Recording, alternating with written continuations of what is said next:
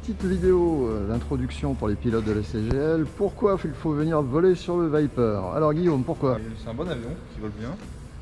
Et puis Il est fun. il est tout neuf. Une belle avionique. Vous allez l'essayer. Alors tu nous expliques les grosses différences par rapport au DR400-120 qui est à côté, on va aller devant. Aujourd'hui, la plupart d'entre nous volons avons été formés sur le DR400-120 chevaux. Excellente machine qui a rendu des services pendant quoi? 30 ans, 40 ans. Simplement, le progrès est passé par là. Et on peut tenir jusqu'à 4. Bon, en pratique, la plupart du temps, on est 2. Et de temps en temps, un troisième. Donc, on le voit plus haut, plus large, plus long, plus d'envergure, plus de traînée. Donc, il faut 120 chevaux pour l'animer. Et on consomme à peu près 25 litres heure. voilà, 25, peut-être un peu moins parce qu'il y a des phases de taxiing, etc. en tour de piste. Mais voilà, ça c'est la génération avec un Lycoming, moteur développé dans les années 50, on va dire.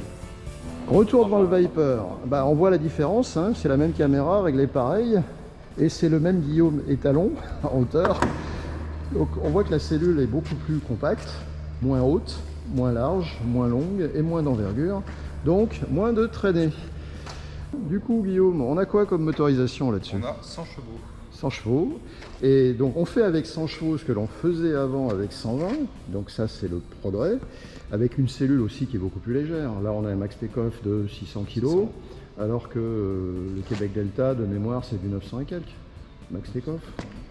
Oui voilà, bon, beaucoup plus lourd, là sur le DR400-120, et là avec 100 chevaux, une machine beaucoup plus agile, beaucoup plus légère, parce qu'une conception en aluminium et en composite. Alors du coup, il faut en prendre soin. Vous voyez les housses d'ailes, là, c'est pas pour faire de la déco, c'est de la protection. Dans le hangar, on laisse les housses d'ailes pour éviter le contact avec les autres avions et on ne les enlève qu'à l'extérieur et inversement, on les remet pour rentrer l'avion dans le hangar. C'est le prix de la légèreté. Le moteur 100 chevaux, c'est une technologie récente, issue de l'automobile. C'est des cylindres beaucoup plus petits qui gigotent plus vite, avec de meilleures performances. Et donc la consommation, c'est à peu près 18 litres heure. oui, même moins en fait, concrètement. Oui, en croisière. En école, ce sera 15 litres. 15 litres, oui. Donc l'intérêt, c'est une consommation plus basse. Et en plus, ça peut prendre des carburants moins chers. Aujourd'hui, à Bron, on n'a pas le choix. On le fait tourner à la 100 LL. On espère vite pouvoir avoir un carburant dérivé de l'automobile, mais au standard aviation, qui sera moins cher et sans plomb. Et donc, qui permettra d'éviter les 50 heures, etc., etc. Donc une structure de coût de revient de l'heure plus basse, l'avion coûte moins cher au club à faire voler en coût de l'heure. Dans un premier temps, on s'est délibéré, on le maintient à un prix qui est juste en dessous des DR400-120. Pourquoi? En toute transparence, il faut payer la bestiole, hein. On a investi 170 000 € pour l'avoir, un avion neuf, performant. Donc il faut renflouer les finances du club, il faut le faire voler. Et financer le deuxième, parce que pour les activités, pour pouvoir compter dessus en balade et en école, il faut un couple, il faut un duo de 2 avions. Alors, pendant que Guillaume fait monter l'huile, hein, ça s'appelle faire rôter le Rotax, vous verrez ça dans la formation lâchée par votre instructeur, on va faire le tour et montrer d'autres choses. Point de vue sécurité, il y a un énorme progrès par rapport aux avions de la génération précédente, vous voyez, c'est ça, c'est le parachute. Donc il y a un parachute de cellules intégré. Vous voyez les fils ici qui passent. Ah, le Rotax est content, on va pouvoir relever le niveau d'huile. Donc ce parachute de cellules, on est en situation d'urgence et il n'y a pas de possibilité de poser l'avion comme on a été formé dans un endroit dégagé en sécurité. À ce moment-là, le parachute est la bonne solution. Dans les autres avantages, vous voyez la verrière, hein, elle est beaucoup plus développée, elle permet une visibilité complète. Et donc parfait pour la formation et la balade.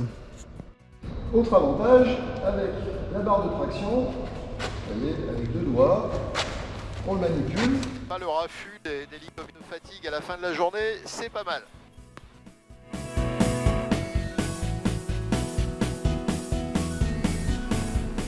Ça monte tout seul. Allez, hop, ça tourne.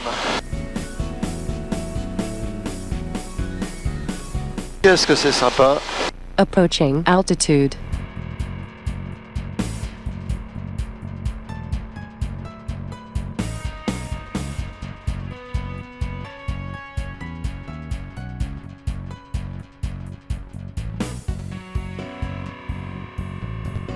piste dégagée pour Victor Papa. Un grand merci, c'est très très sympathique.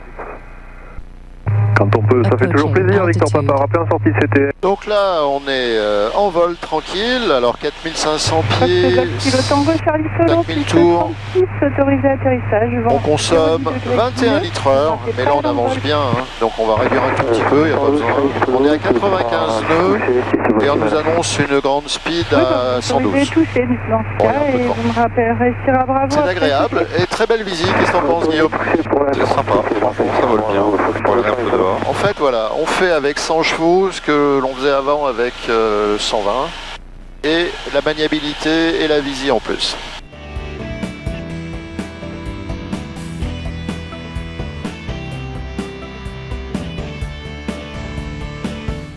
Albertville, Victor Papa, finale 23, ça sera pour un complet. Voilà. Allez, c'est parfait. Hop, En ici. début de vent arrière, main droite pour la 23. Cabre. Cabre. Allez, tire. Hop, parfait. On est pas mal.